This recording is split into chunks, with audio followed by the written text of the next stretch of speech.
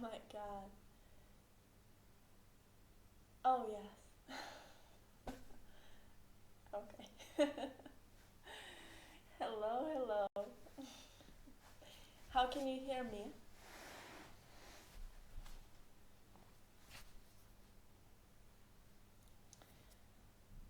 Oh, God. Oh, my.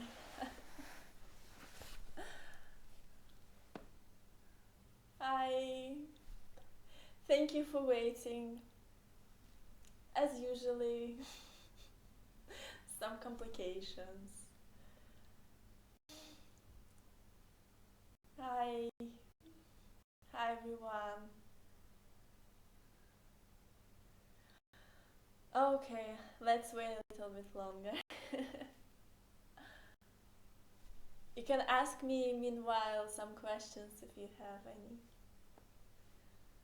Why am I so light? Okay.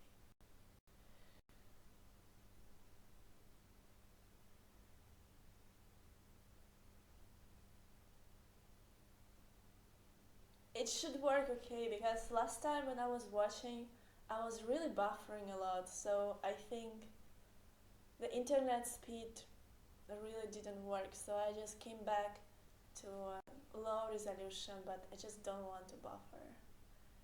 Should be better. Yeah. It's always so stressful because I never know what's gonna happen because I'm clicking the same buttons, but sometimes it works, sometimes it doesn't.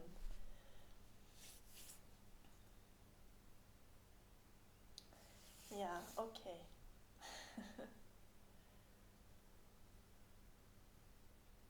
Hi, Jay.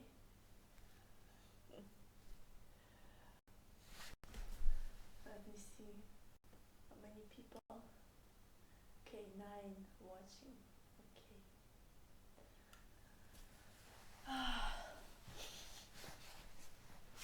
I have honestly so much to say about relaxed hands because I realized that during all those years of teaching, I got lots of information. So I had to even like organize it in my iPad.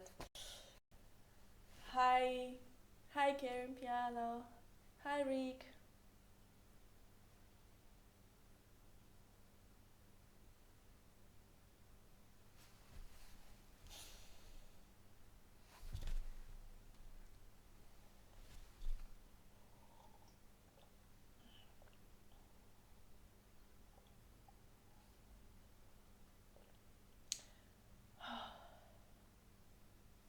All right, I'm ready. I feel like starting. Let's do it. Um, so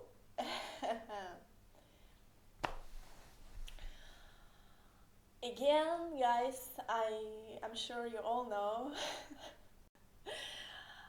Please try to post all your questions, um, like in the breaks. Maybe I will take breaks, or in the middle of, or in the end of the video. I really appreciate that.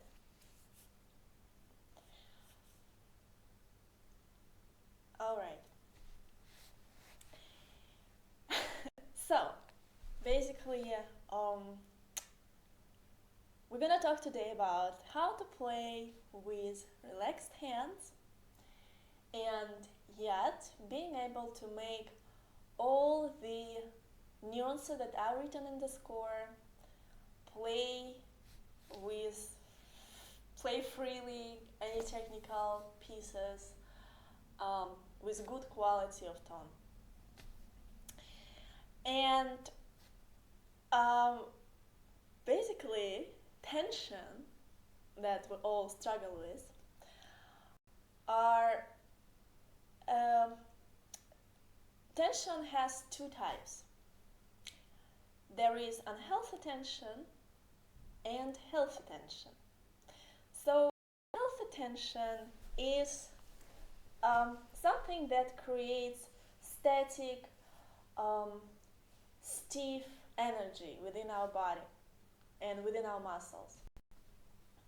And unhealthy tension comes from our attempt to control everything we do in front of the piano through kind of compulsive muscle tension. So we would contract all our body to play maybe more expressive, to play with better quality, to play faster. And that usually leads to either pain in hands or injuries, and you can always tell when person plays with stiffness because the tone is harsh. Now, healthy tension is in a way flexible and breathing energy within our body, and that comes from controlling everything we make in front of the piano with our mind, letting our hands be relaxed. And because we would control fingertips and wrist and all our body with our basically mind, imagination and singing, that will let our hands be at rest while playing. So I'm sure you all know where unhealthy tension comes from. Like I said before, most common thing is when we try to control the tone better, when we try to play more expressive. Especially it comes from I think early age, when your teacher, sometimes would push you to play more expressive without telling you how exactly make it. So this confusion creates tension, and always say that because it's really true. Any confusion always creates tension. So when we didn't really ask how to play expressive, but we really try to play more expressive somehow, this is where we start contracting all our body. Of course, when we try to overcome some technical problems, and mostly it's when we try to play something loud or long and fast that has a lot of leaps and quick position changes.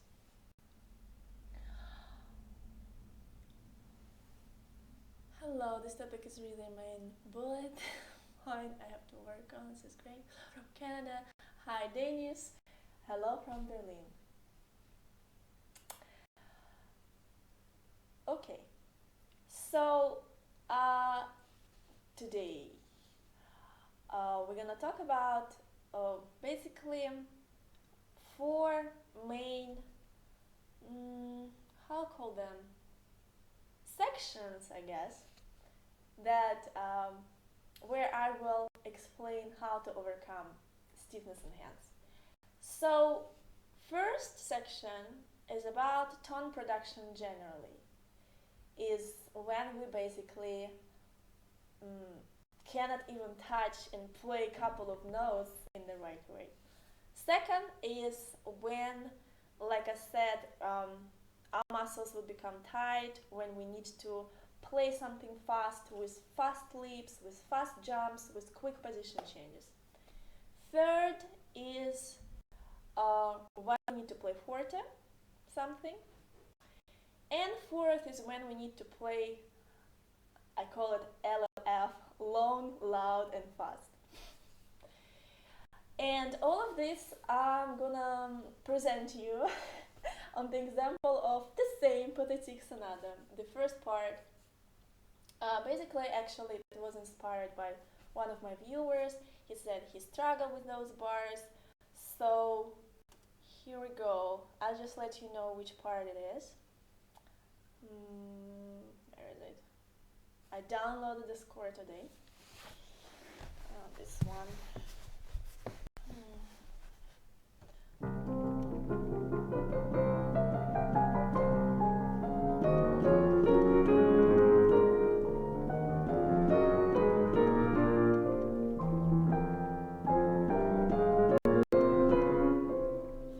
So basically, it's about left hand here, because here is like long, fast, and very quick position changes, which is, um, if you don't know how to basically work with this, you're gonna end up with feeling a lot of tension. Um, okay, so what's next?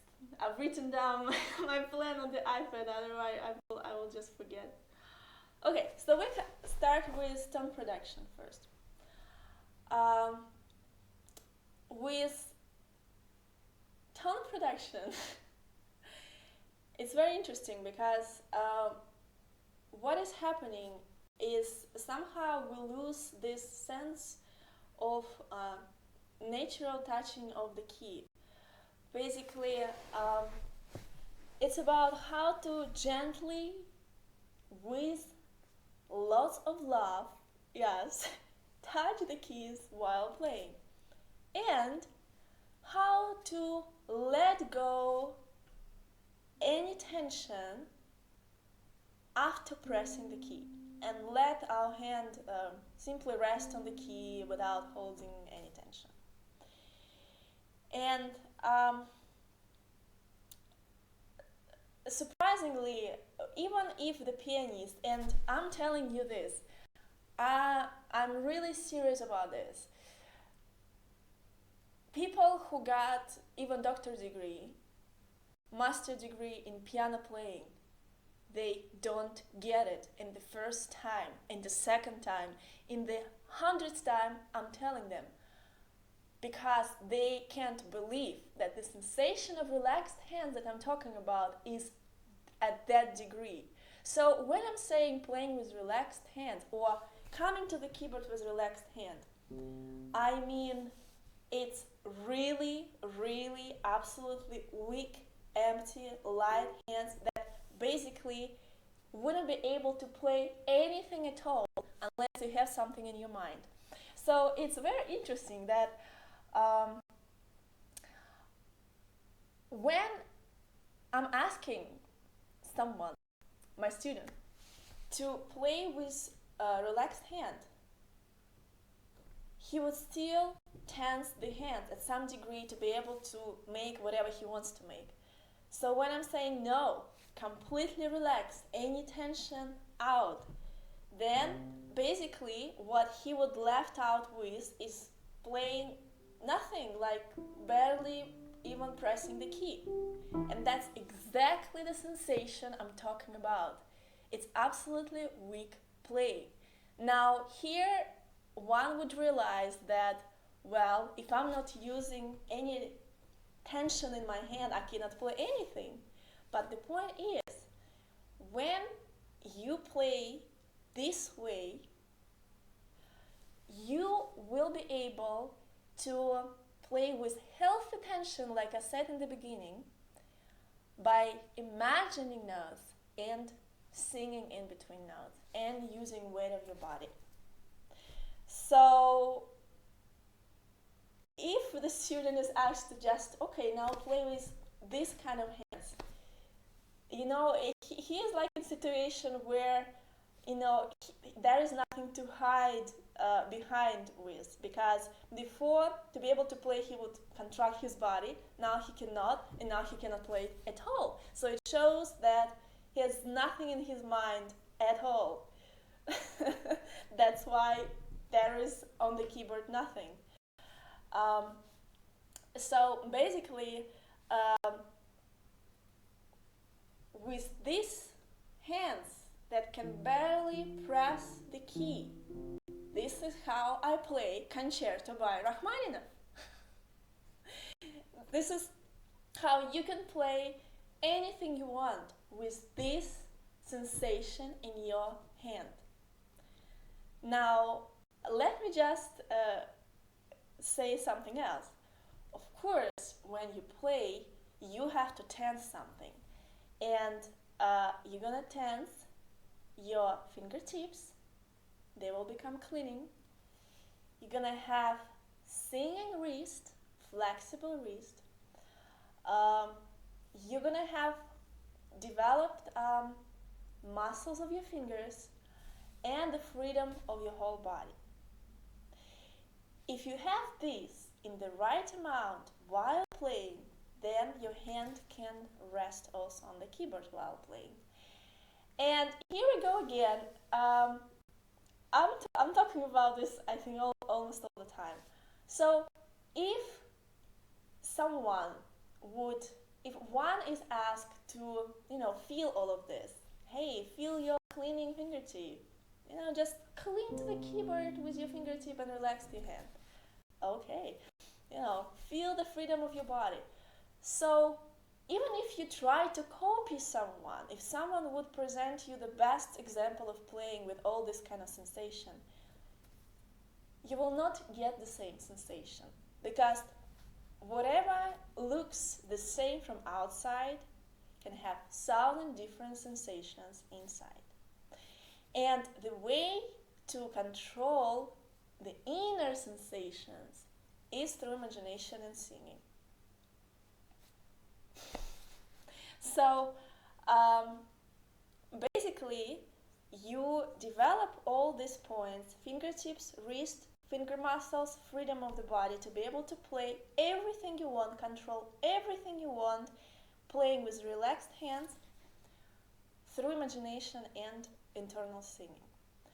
And now I have to also add a very important thing. And let me tell you my story. Because, how old I was? I think I was 26, so quite a long time ago, like 8 years ago, 7. I found myself hitting the wall because I was completely sure that imagination and singing helps me to play everything I want. But for some reason, when I would play, the piano wouldn't respond to that. I would feel that nothing goes into that. And then what happened is, of course, people would tell me, you need to play with relaxed hands. Okay, sure. I mean, not all the time I heard that, but I mean, that's not a new concept for me.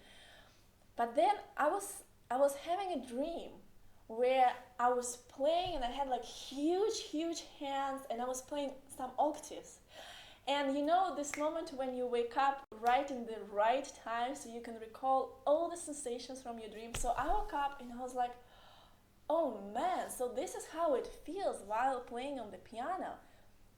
To this degree, my hands were relaxed while playing these huge octaves. So I came to the piano, right in my pajama. I sat and I started touching the key with the same sensation, and that was like a revelation for me, because I realized I never played with relaxed hands, even though I thought I played. And that was the key. So to imagine and sing while playing is one thing, but if your hands are not resting on the key, if you keep pressing the key after you already touch it, then you could never transfer all this energy to the instrument. And even last year I made this video about Claudio Arau talking about relaxed hands, where I was again, taking aside, because he was telling basically the same. He was telling, well, you imagine, you gotta feel, but if you feel that, this is all tight and tense, then all your intentions will never reach the piano. I was like, yeah, that's exactly what I'm talking about. So you have to imagine, you have to sing. That will let you find correct sensations in your fingertips, wrist, finger muscles, your whole body, but yet you have to allow this energy reach the instrument by keeping your hands at rest on the keys. What's going on with the light? Okay, you know what? I don't want to look at the stream anymore. I don't want to. You can hear me. That's the best thing. So that's one thing. Now let me show you how. Okay, let me see if I if maybe I missed something. Okay. Oh yeah. One more thing. We're talking about developing cleaning sensation on fingertips, and I said that you can imagine this, you can develop this through imagination. Now let me tell you one thing. After that dream, and after I completely start playing with relaxed hands, really relaxed hands, it took me around half a year, I'm not exaggerating, to start uh, to to let this cleaning sensation appears on all of my fingers. I even remember how it started. It started like right hand first with the third and second finger, then left hand joined, then it was on the fourth and fifth finger, then it was on the thumb of my left hand, and the last one was the thumb on my right hand.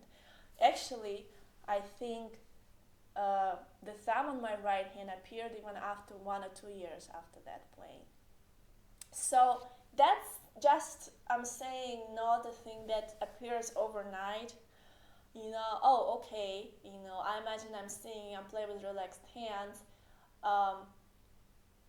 but you need time. Even for some amazing advices, you still need time. I guess for the physical process, I don't know. So keep that in mind. All right, so let's come back to the Beethoven short example.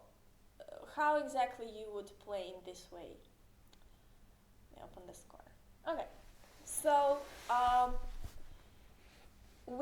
you would imagine, for example, left hand in the cellos. You would imagine them. So when you imagine in cellos, relaxed hand, you touch the key and you feel the impulse on your fingertip. Good. Now for the flexible wrist, we're gonna imagine with movement. So, we talked about this previously. You would imagine sound with movement to the left, and that way you would move your wrist to the left. You imagine sound to the right, you move your wrist to the right. So basically those tremolos in the left hand would look exactly like this if you touch, and of course everything just pianissimo. That's how you would go. Now you would want to also start using muscle of those fingers. Again, to use them correctly, you would need intonation. Again, we talked about this previously, just in the previous stream. So you would sing internally with resistance. And when you reach it, you would reach it with your finger. When you reach it with your voice, you reach it with your finger. So now we already have fingertips, we already have singing wrist, we already have finger muscles. Now the last thing would be adding a sensation of weight, of freedom of your body. So that would bring correct sensation in your whole body while playing. And about weight I didn't talk, and of course you can find plenty information about this in my videos, but let me just give you a short example. So to find a sensation of weight, you just need to recall the moment when you were completely relaxed. I'm telling sometimes that it's like when you're a bit of drunk, not too much drunk, but just a little bit, when your tongue just flowing and your thoughts and your body is relaxed. Now in this position, it's like when you completely bring yourself down like this. So don't try to tense your neck or anything, just relax over there. Now from this position you would feel all the free energy in your feet.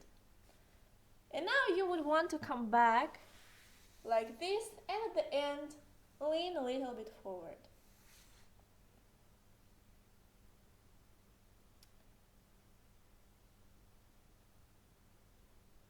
Okay. Now when you come back to this position, you need to feel how this freedom of your body passes through your legs, back, and pours through your arms to your knees, through your palm. So this is how it looks like.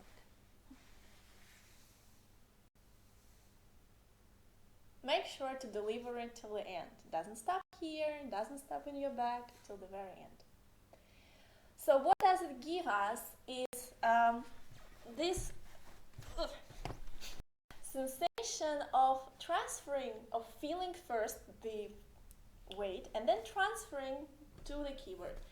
Now the key to remain this feeling while playing is, as usually, to connect it to our singing, because we sing every distance, so we're gonna have it in every distance between notes.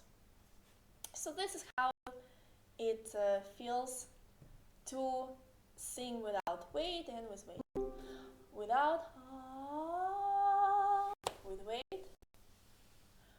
So I start singing, it's very important to remember, you start singing when the weight is coming through your, it's like ready to pour out, it's like a wave, you know, you start singing on the wave. So when it's somewhere here and you're about to lean forward, this is where you start singing. Not before, not after, that's the crucial thing. Okay, so without weight, with weight,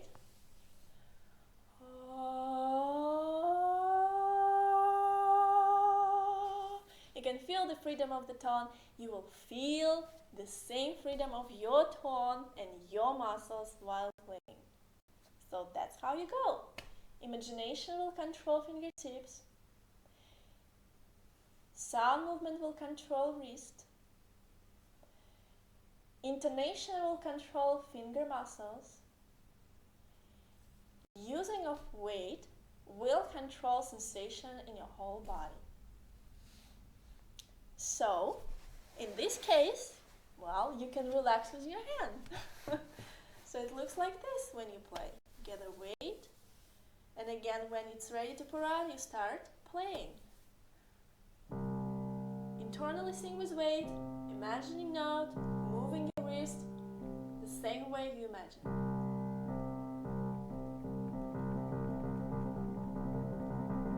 Another thing you will probably notice that in this type of playing, when your hand is resting on the keys, you don't have to, you know what is happening, not only you, I just noticed it, not only you don't lift your fingers above the keys, but you don't even let the key actually lift till the very end. So basically, I think when I play, sometimes my fingers are like still stuck in the keys, so you know what I mean. So in this case, it's very easy to play any tremolo, and your hand will never get fatigued, by the way.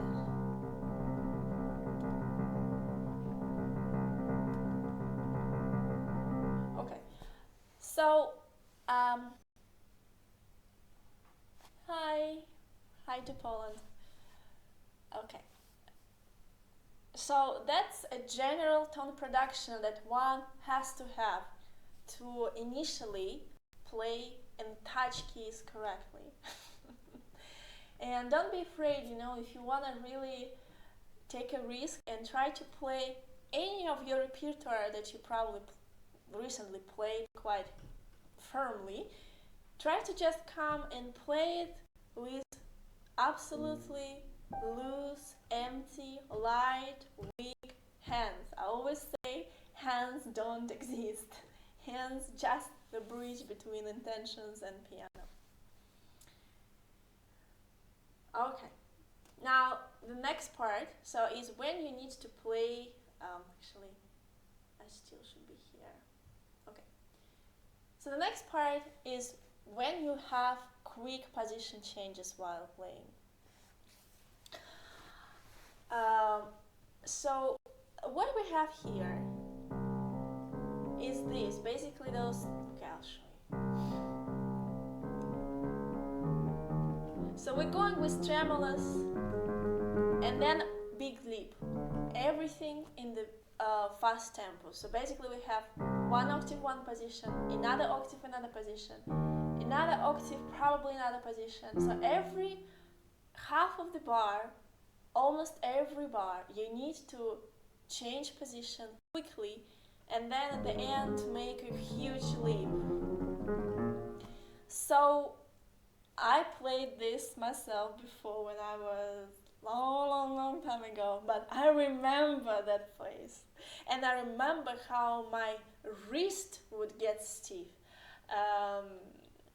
every time when I would move from one octave to another octave and then quickly with some tense movement on leap, and by the end of second line the quality would be bad and sensation in my hand would be bad. So now let's talk about how to overcome this. I teach elbow movements as preparation to new position because it helps, first of all, to let your hand still be close up while playing. So let's say you don't really care about this position changes, you're just stretching your hand somehow to play to get some octaves on one position, something like this. So stretching the hand is number one, okay, not number one, but in this case, number one problem that will create tension and stiffness. So you want to avoid this, and you have to be smart, and you have to really calculate. Really calculate every position. So if you know that you're going to the next position, before that position, together with the last note or whatever, you have to move your elbow. So if you go high, you move your elbow right. So in this case, you see my hand is still closed. And then I just grab another one and it's still closed. So at the end of every octave, I move my elbow. Now over here, we're going down. Again, if you don't prepare your elbow before and make the whole arm, you would feel like contraction here everywhere. That's not gonna work. What will work if you play and on this note you move your elbow gently but fast to the left. So you see what is happening. Your elbow is already there. Your whole arm is already there. All you need to do is just to follow your elbow with your hand. Instead of moving the whole arm quickly, I'm just moving elbow, and in the very flexible movement, I just shift my hand. So this is how it looked like, my left hand, if I play with imagination, intonation, weight, and moving my elbow right before new position. Okay.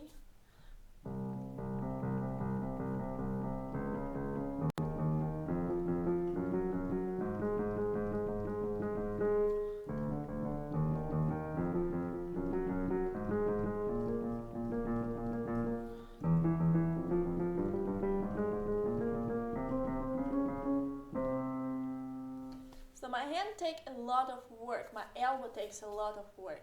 Usually, I've never met in my life a single student who would be quite aware of what his elbow is doing.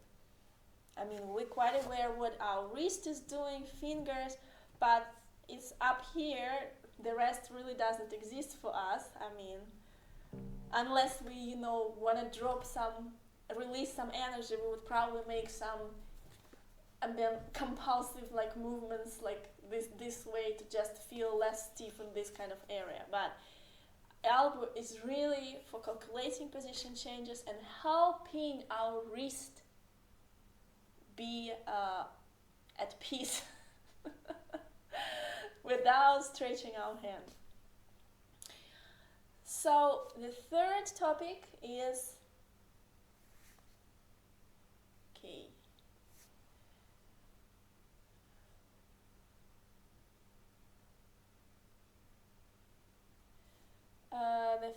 What was the first topic? Oh, okay, the fourth part. Playing with playing. Okay. Oh, okay. Wait. I think good example would be actually something from Rachmaninoff. So imagine you playing something loud for even long time. So if you don't use weight, it's not gonna work. The muscle will contract and the tone will be harsh. Okay, so let me just give you an example. If I play this, okay. So I'm gonna play this with kind of weight as I usually play, and then I show you how it will sound without weight. I guess we'll see.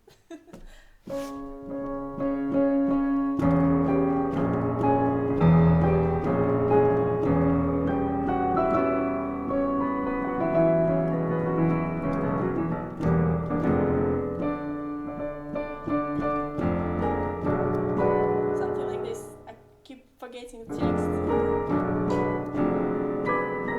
But you can see my hands absolutely relaxed.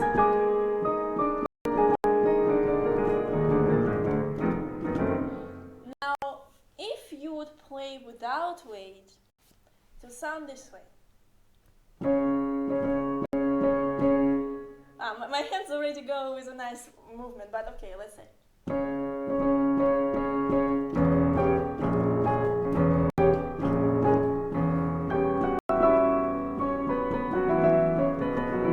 You feel how stiff it's here? It's so ugly. It feels so ugly.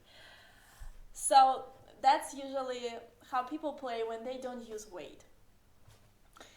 So since we already discussed how to feel weight and how to transfer it to the instrument, I just want to add one thing. I don't need to explain this anymore. I just want to add one thing.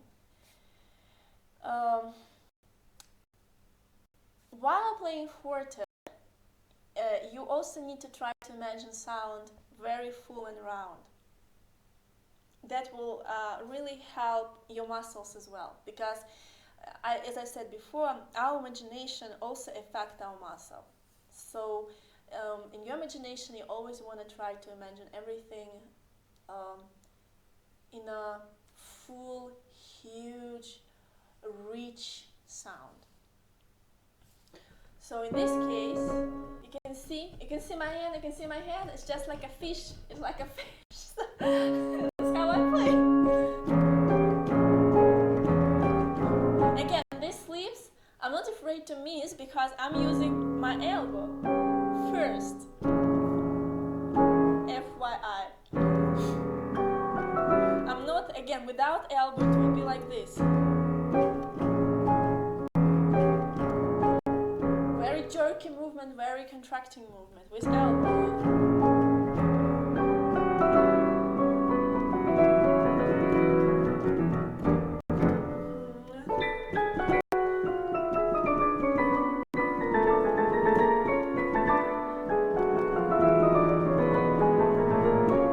I don't remember.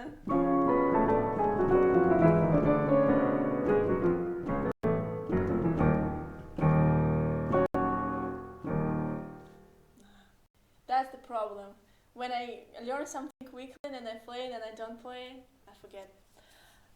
Okay. So that's how you play with relaxed hands forte. Now the last thing is long, loud, fast. The most common thing. So how to basically play something fast, even if you have correct tone production, you make all the elbow movements, but yet that wouldn't be enough if you play something with long distance.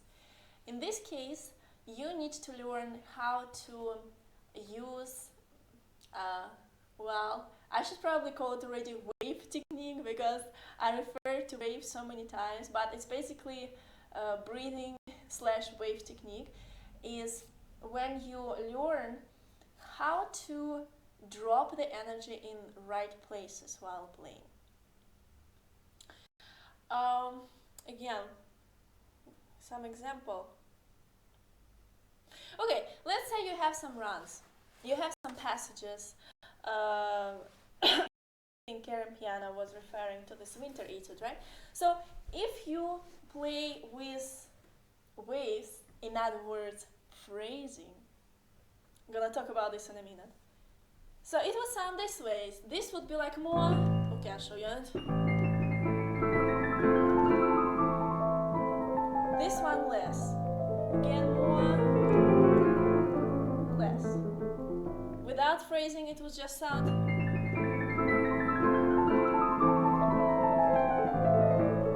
On the same level of intensity, and this is like our muscles would always like either inhale, or if you try to play always with relaxed, like you always exhale. So both of them brings tension.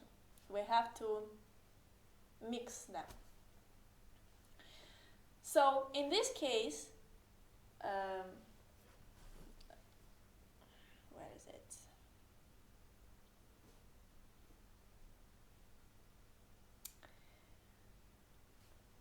We have those tremolos in left hand. Again, of course, we could just play like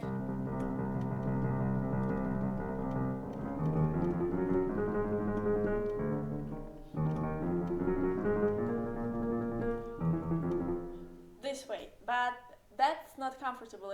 When I played right now, I felt a bit heavy for me. It was not comfortable really. So what you could do is apply phrasing. So phrasing is basically you take some, you break basically music in parts, and you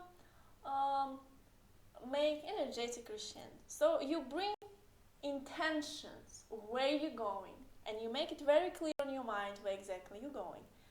So if we would say we play by motive, by one bar, we bring everything across the bar line over here.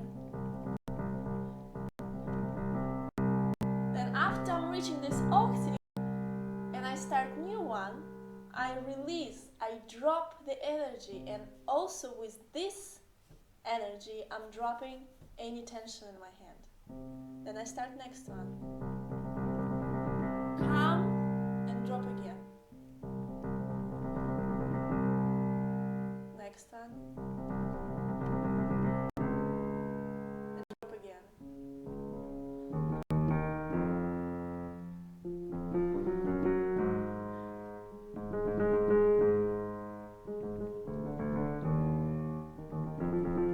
Okay, it's quite hard to play and move my hand at the same time.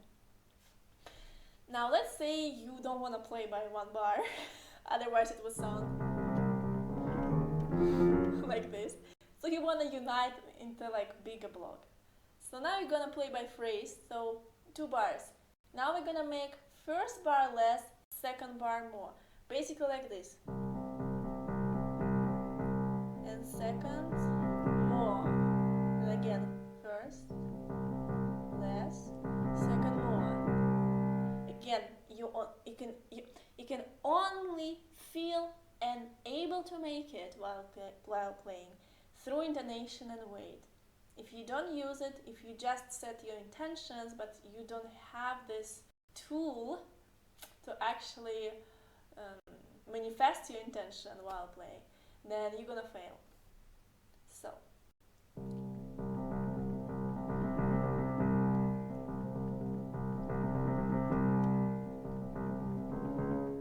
Let's see. Okay, I think every second bar would be more, so.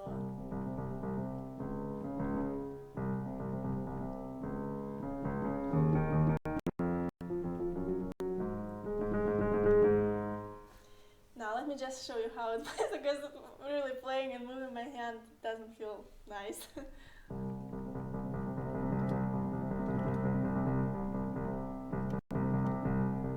Wait.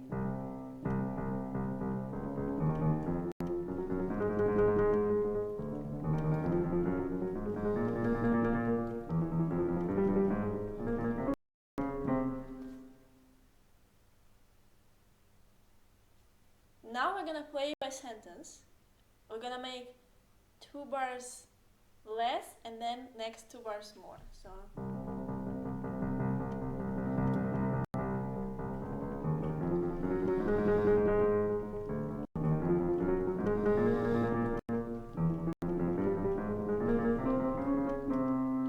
and you probably can feel when I back off in the beginning of next section, I really release tension. So in this case,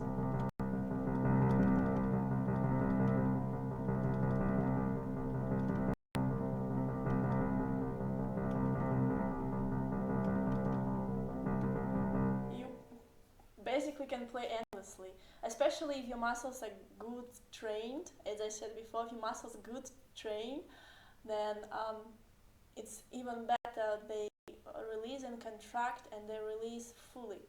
Because if muscles are weak, then when they release, they don't release fully, and eventually, after some time, some tension will be accumulated. Anyway, that's not that important, I guess. I mean, it's actually, I think it actually connected to this topic. Training your muscles, lifting some weight, does make difference because that will train your muscles to, because when you play you always make this movement with your muscles, so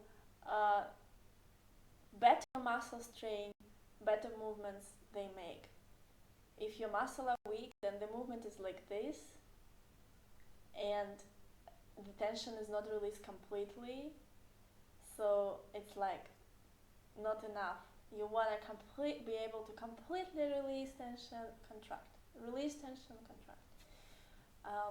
So if your muscles strong, they can do that. Alright, let me just play one more time.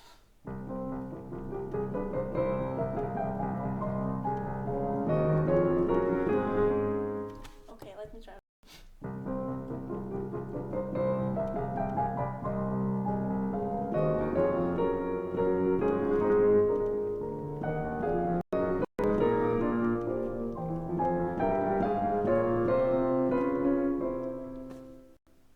Okay, I'm gonna make it.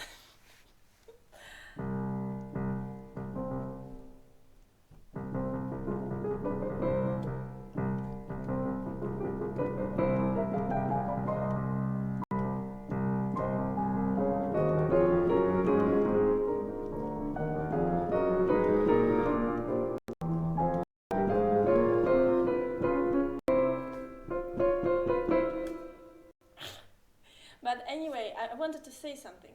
If you have your imagination, then even though here I'm coming kind of to this chord, but this is piano, you're still being able to come to this, but playing it softly. So like this.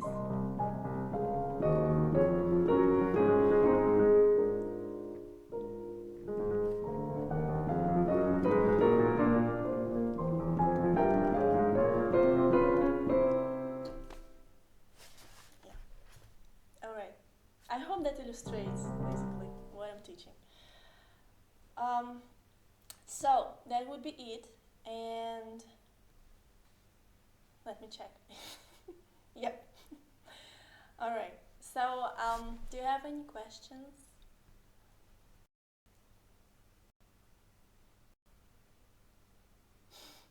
Hi to Mexico. Hi to those who are late again. And bye to those who have to go.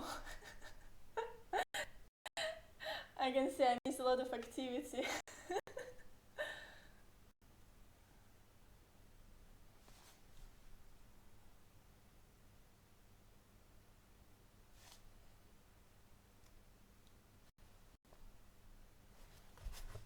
Still wanna make that one.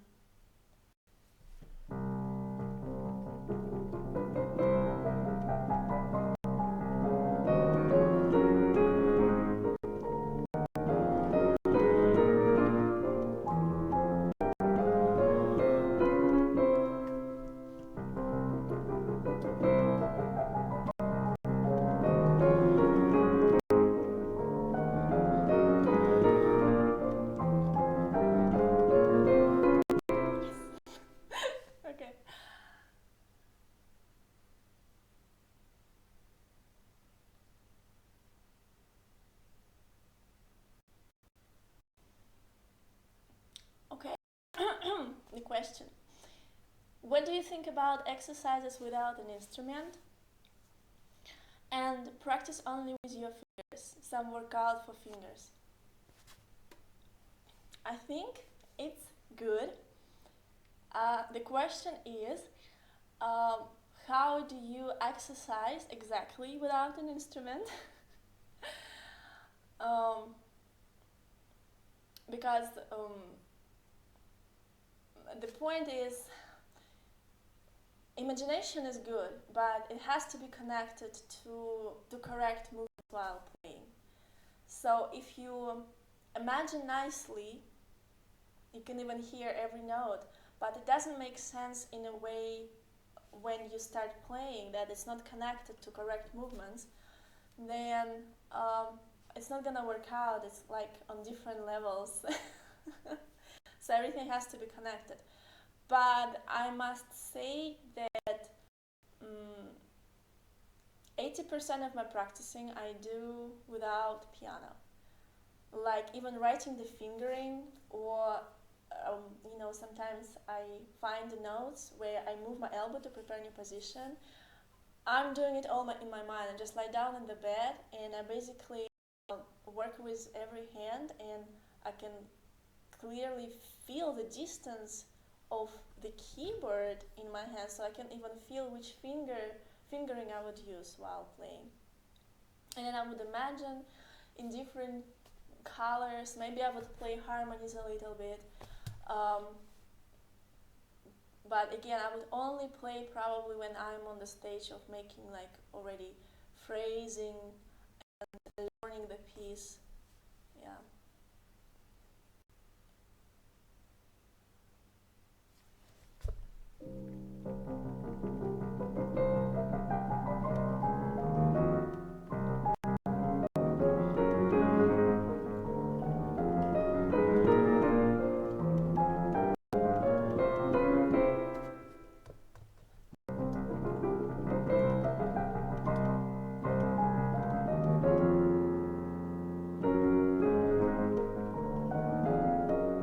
No more questions? Maybe it was too overwhelming. Or did I really stop actually? Because I'm again frozen. I'm looking at myself, I'm frozen. Okay. Did you play Chopin's Piano in Chair de E Moll? No. I have not played yet that one. But I love it. I think the difficulty is to use the right amount of relaxation in your fingertips. When I want to play relaxed, it's only getting softer. Sure, it's getting softer, Prince of the Cat. Like I said, if you just play relaxed everything, like imagine I would play this one with no dynamics in my mind, with no weight in my body. So it would be just like this. Okay, I already have something in my mind. Let me just talk while playing then. Then it would be like this. So the problem is how, like you said, the right amount of how to tense it in the right amount. And this is exactly how you do it. You do through your imagination. So you imagine sound, and so you know already how you would touch, to which degree you would tense your fingertip. Oh, you're welcome.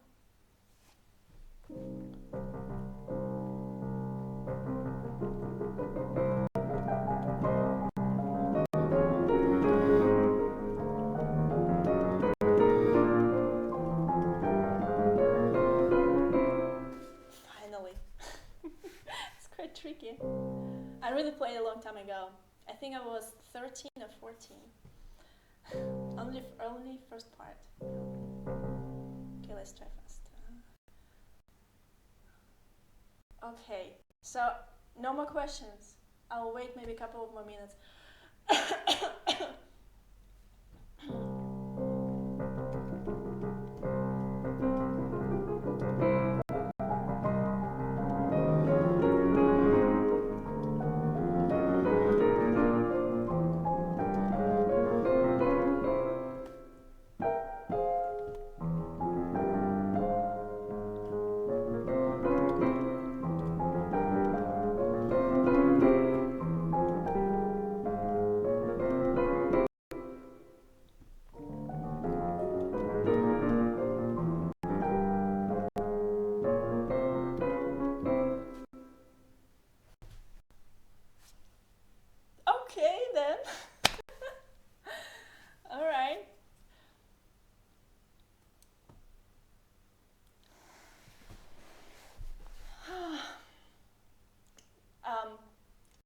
suggestions for next live stream?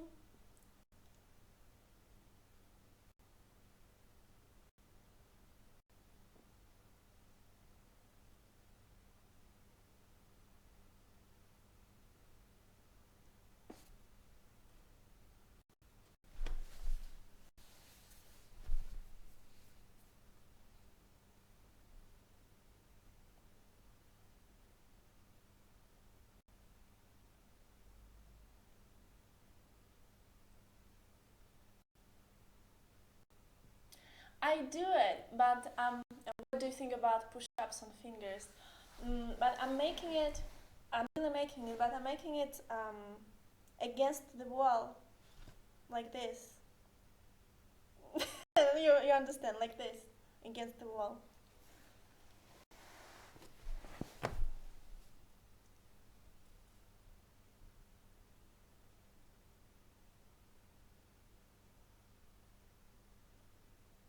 Oh, okay. So Prince of the Cat asked, and if you play some heavy chords, you only add weight to it by imagining it. I don't understand how it's getting louder. That's exactly a very good question. When you imagine the chord louder, you kind of have already energy inside you that you would want to put inside this chord, and that energy would provoke the right amount of weight. So, coming back to this,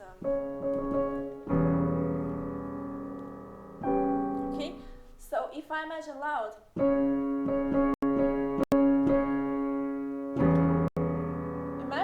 imagine this chord super loud and deep.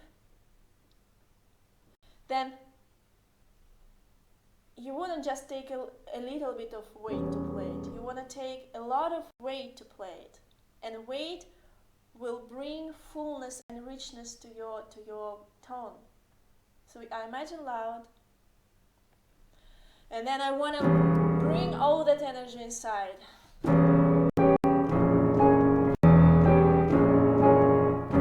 So basically, you're right. The imagining will bring the right amount of weight to be able to express what you have imagined.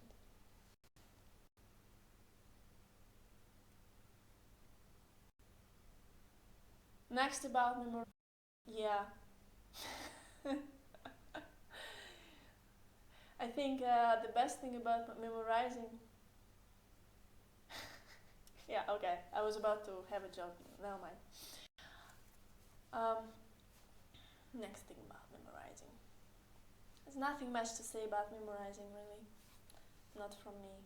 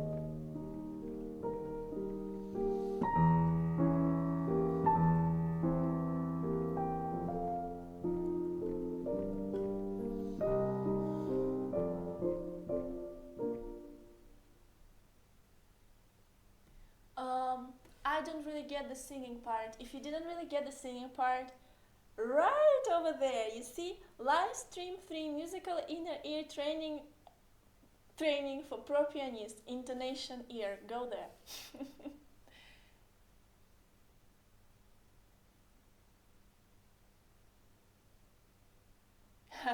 Okay, so sight reading. That's a good one because I never trained my sight reading, but after developing ability to read the score without touching it, my sight reading really improved. So I really have nothing to say about sight reading, even for advanced, except learn how to hear, imagine, voice, every voice in your head. Then, because we stumble with sight reading because we are playing notes that we haven't imagined. I would say our sight reading is directly connected to how much we can sight read in our mind. Not with our fingers sight reading is happening, but in our mind. If you look forward a little bit, you play the note and you look forward and you see the next note and you already hear it in your mind. And I can hear even in the harmony and dynamics quality right away, then your fingers would already tune, your fingers would already know what to say. But most of the time sight reading is just, moving fingers to the right keys. That never worked for me. I was really bad at sight reading, even in my conservatory years. But then something happened.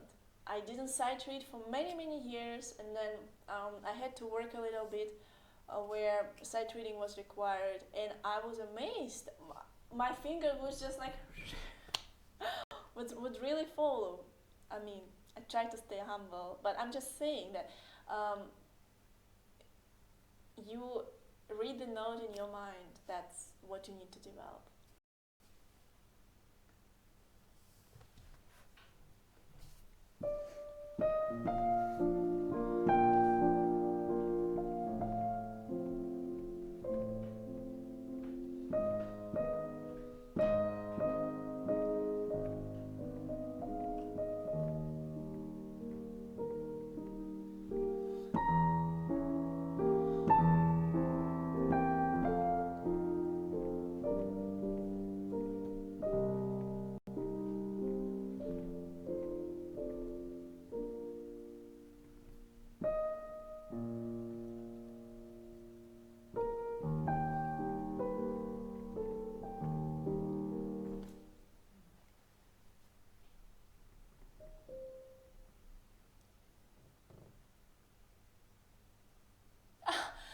Oh, that's why you wrote "I love your piano dream." You're the new Mendeleev in music.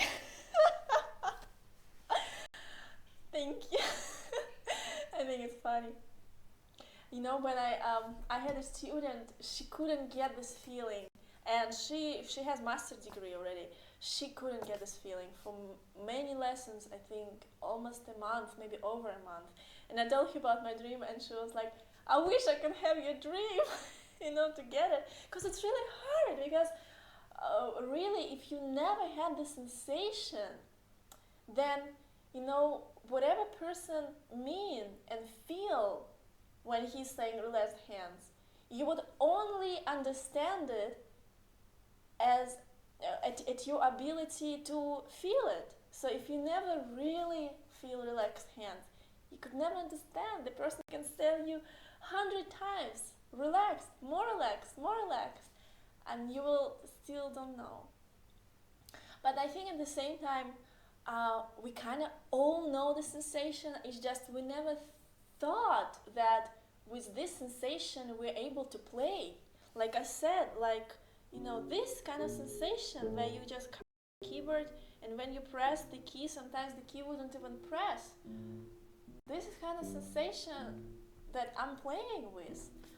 But of course, we never thought of using it because, of course, we never imagined, of course, we never intonate, and of course, we knew it doesn't work to play this way. But that's the way. That's how I felt. and turned out to be really a gate to all my final, to all my discoveries. Hi, Kirim. I'm glad you're back.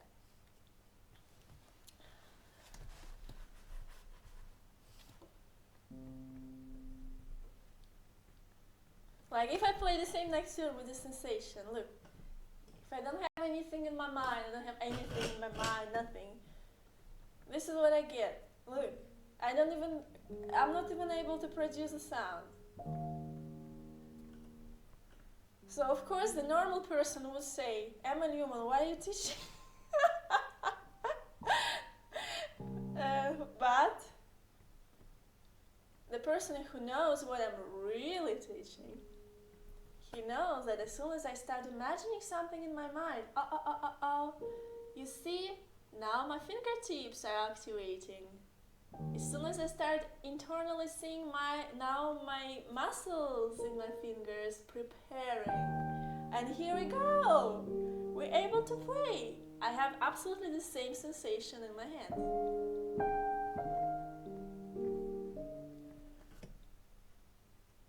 How about the live recital next? I thought about it. I really like to play for you guys.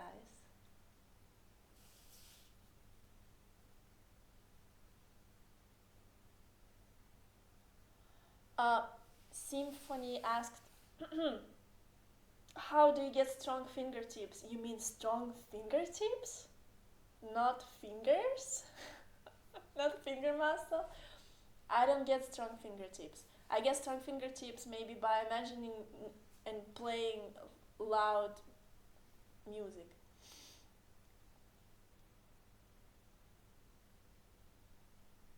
I'm really often solving problems in my dreams. When I wake up, I have a solution. Yes, that good. Yeah, I understand you completely. This dream is a amazing thing. Just the day before yesterday, I had that like solution for all my, sometimes you have like so many layers of things that you would want to kind of boil down to something finally, and the dream allows you to do that. Okay, live recital, maybe I will do.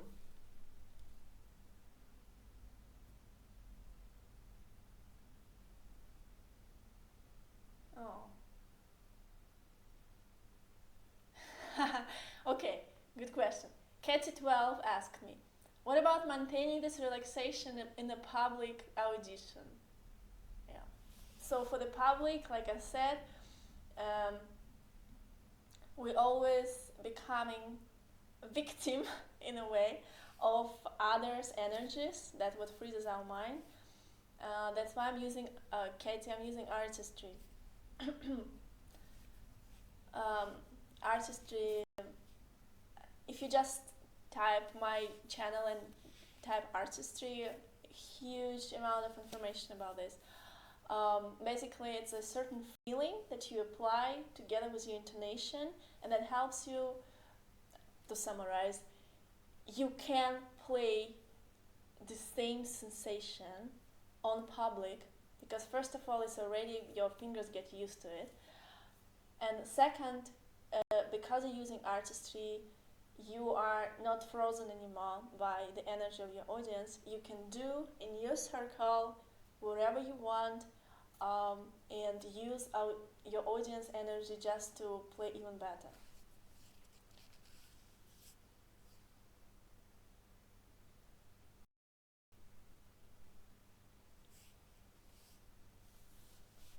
Okay.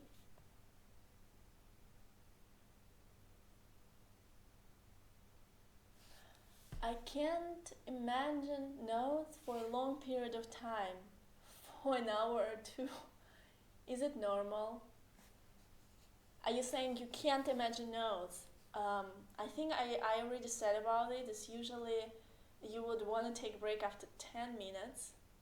Um, 10 minutes is enough because your brain will get very tired.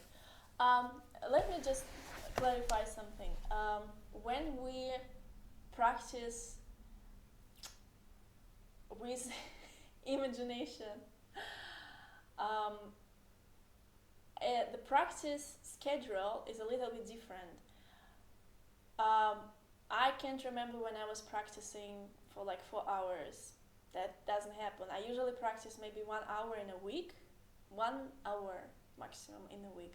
If I inspired to make some piece for my tutorials, then maybe for a couple of days or maximum a week, I would practice every day an hour, but not more than an hour. I never practice more than an hour a day. Um, it's because you don't really need, because you made this layer today and that's enough, and next day you make another layer. Um, Also, you would get really tired, and also, after an hour your mind already not here. You cannot concentrate for such a long time. So usually all the practice that goes after 1 hour, it's just uncontrollable finger movements that you might even make some mistakes that you wouldn't even know about.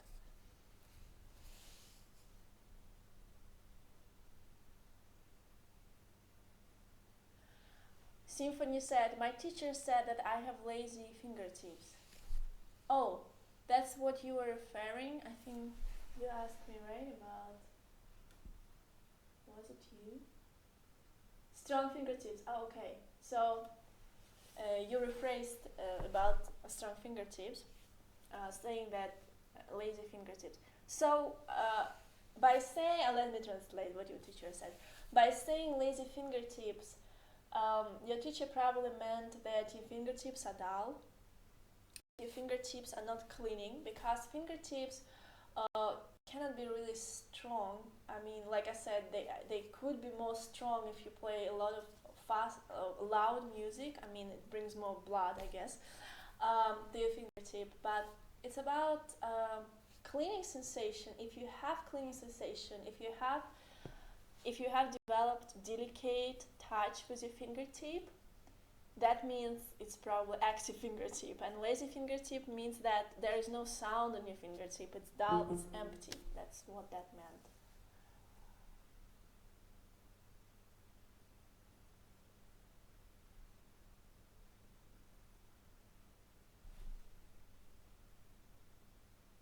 Yeah, Sergey, and very quick, I'm switching off to the old patterns of playing. Yeah, that's what I mean. Practicing more than 1 hour. Dangerous.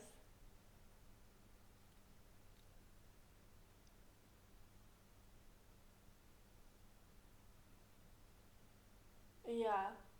Mark wrote, practice session must always be quite short, over 20-30 minutes per session, and you are already doing too much. This is for Sergei, I guess. Even Chopin suggested no more than 3 hours a day. Yeah.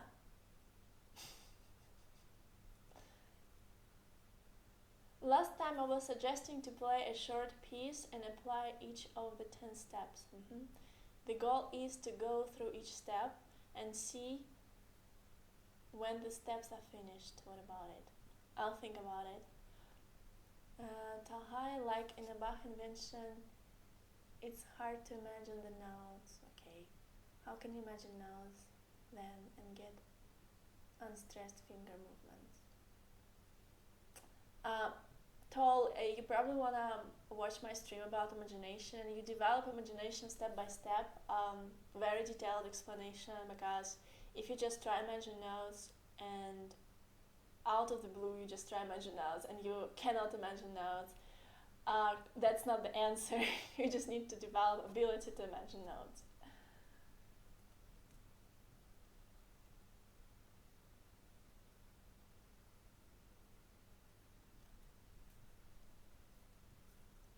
Imagining notes takes some time, depends on how much you really want it, and depends on your abilities.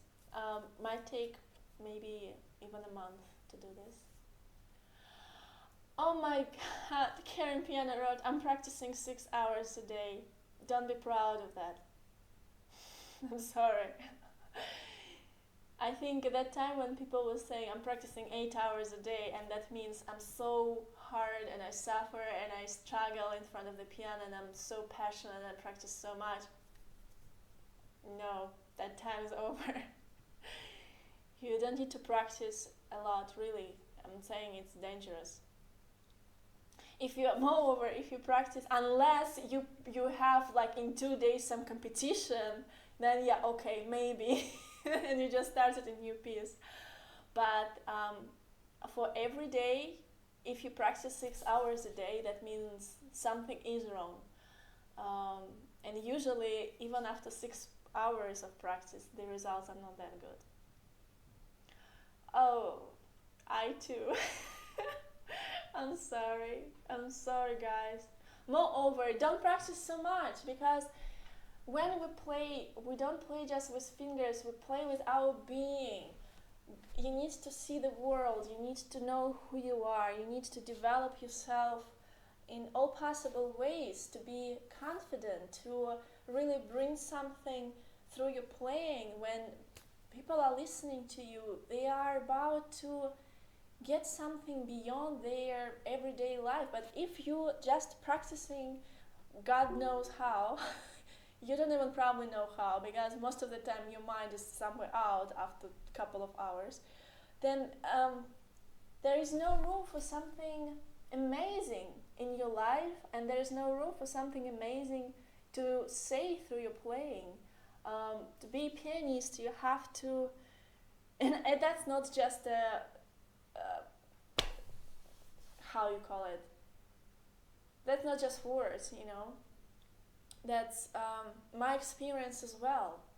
Um, I had to leave my own house and I had to kind of explore and travel the world, and I even tried different religions, and I met so many wonderful people, and I made so many creative things in my life.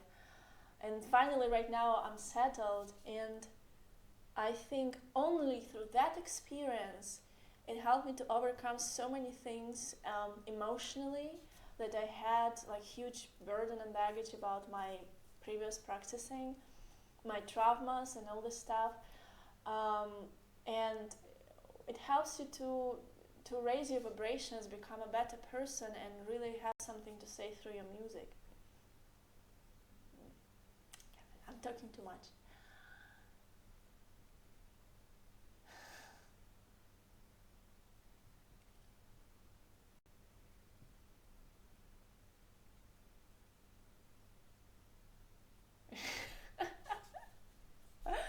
I don't think that by practicing 6 hours a day you can get enlightenment through music. You can get so messed up with music. It actually also depends on which music you play, because um, sometimes music, uh, you become what you play.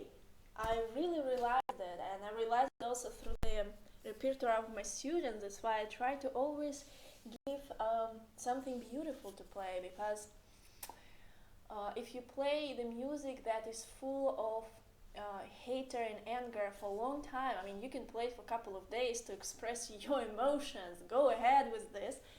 Um, but if you're really practicing it many hours for some months, it affects you. It really can brings it to depression. So be wise about which repertoire you play, because these vibrations, it's not just a sound, it affects us. We are made out of vibration. And then also go outside and see the world, to have something to say, to have the message to say through playing.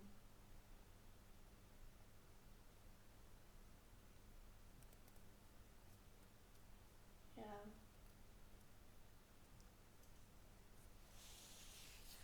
Okay, so so far, what I'm thinking, maybe I will make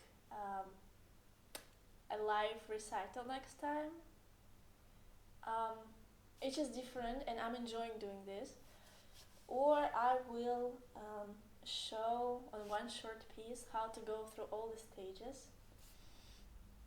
We'll see what will feel better in that moment.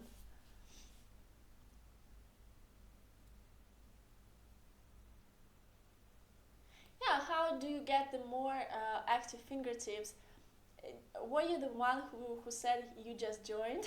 Because right in the beginning of this session, I was talking about this. To develop cleaning fingertips, to get the sensations, you need to develop your imagination. When you imagine sound in violins or cellos, in harmonies, dynamics, that energy will bring tingling sensation to your fingertips, and that's how you will develop active fingertips. Where's the session?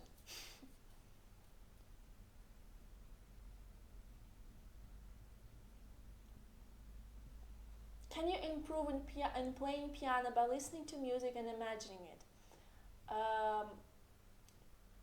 I used to listen a lot of opera music and orchestra music just for a certain purpose, to remember the sound of instruments. That could do. Oh yeah, Chopin's concerto is full of positive vibrations. Yes.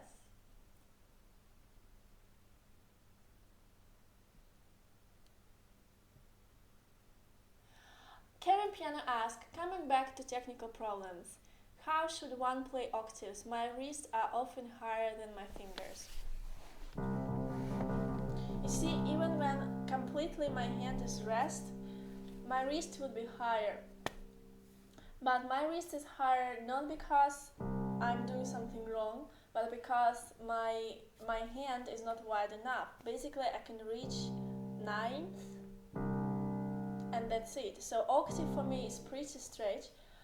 So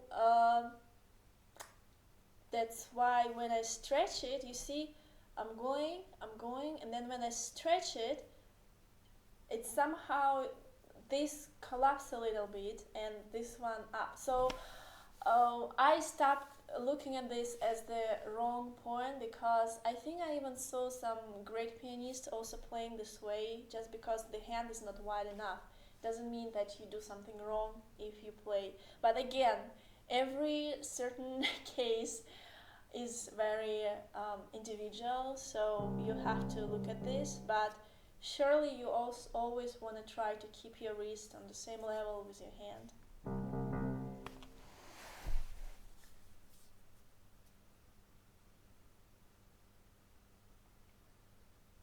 Ken, I'm sorry, I'm not answering the um,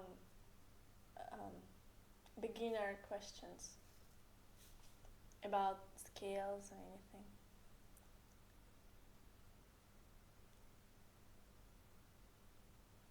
Again, when you play octaves, again, depends on what you play. Still always try to keep it completely loose, your hand completely loose, and move a little bit your wrist to the direction of your nose, just like you would imagine everything.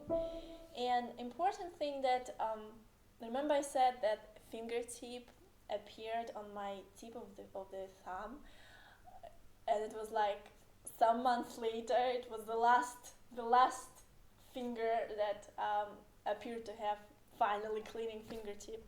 So when that happened, it was much easier to play octaves as well, because sometimes when we play octave, our first finger just slide down because it's not cleaning. But you see, I'm cleaning right now. That's why when I play octave, I kind of make this movement. And again, to have flexible wrist, always try to move it to the direction of the scale. I have a beautiful tutorial made 3 years ago called Improve Your Octaves. You can check those. How to improve your octaves.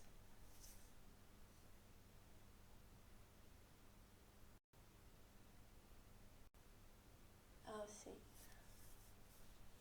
Then you see, you have to watch in this. Again, maybe it's like this. If your hand is big, that means you keep tension, maybe something like this. That means that initially alignment of your hand is not really correct. Because if you play like this, it's not good. You have tense hand and wrist. So try to maybe drop it more. Again, This kind of question is like a blind question to the doctor. Like you ask a doctor, "Oh, doctor, I have like itching over here. Why is it happening?" You have to really see because every case is different.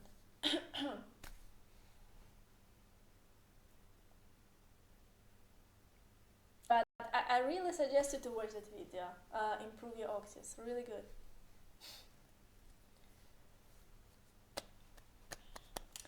Alright, let's just look at time and see that again I'm going beyond the hour. Um, how about last minute, last questions, and we just bye bye to each other?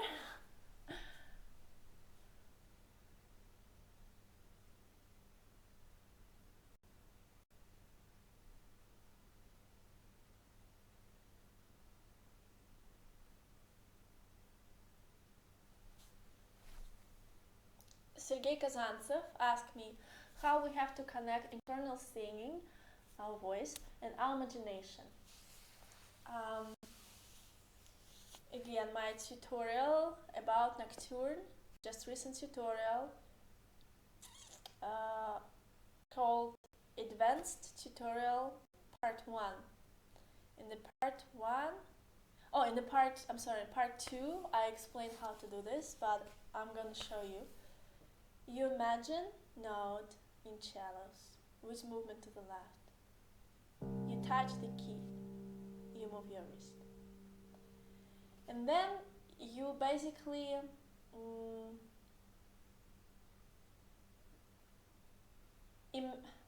imagining glissando of cellos on the to the first finger, but you also at the same time it's like a blueprint for your intonation. So you imagine it, but at the same time you intonate.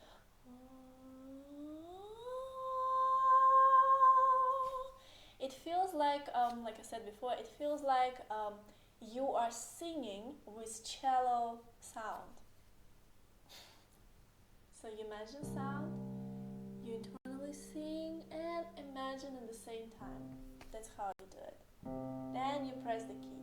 Then you again imagine to the next note and you internally sing, you play it. So that's how it looks like.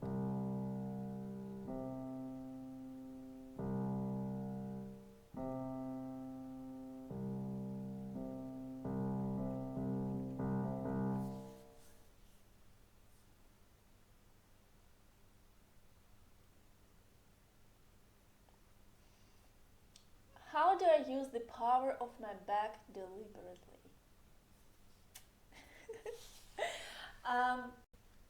I think that the back is really participating in bringing weight to the instrument. Like, remember that exercise that I showed in the beginning of the video? When you do this and you start playing, and it's like,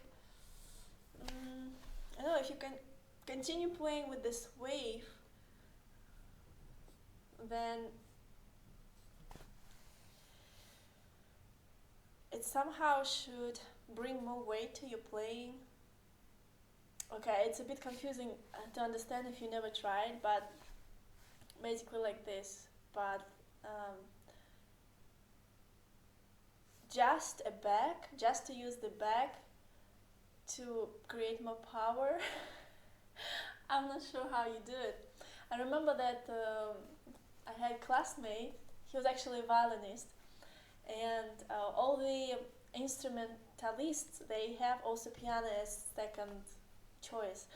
So he would say that his teacher would always come from behind and push the back, and it's like, more, more, more. But I really think that when teachers want to do something with your back, they mean bring more weight to your playing, bring more weight to your playing. So I think the back is like a part of transferring weight to the keyboard.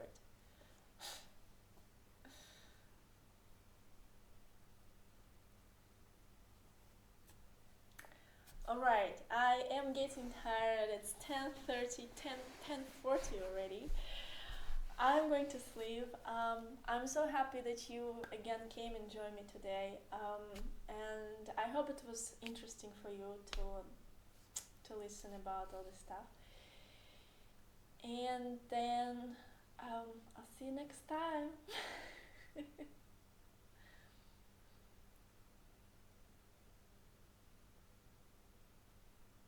I remember last time when I left and everyone started like writing me bye bye bye, but I didn't have a chance to read it.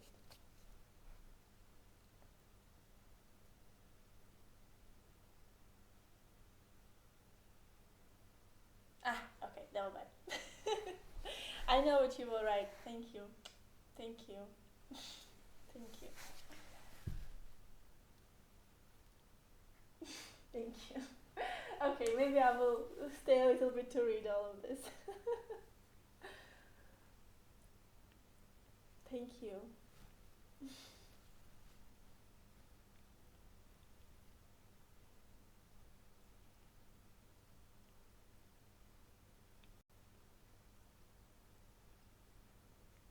Karam, you wanna read the chat? Next section, I either will make live recital or will show all the principles in one short piece.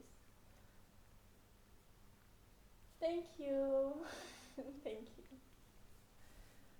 Bye, Nisa. Bye, Karim.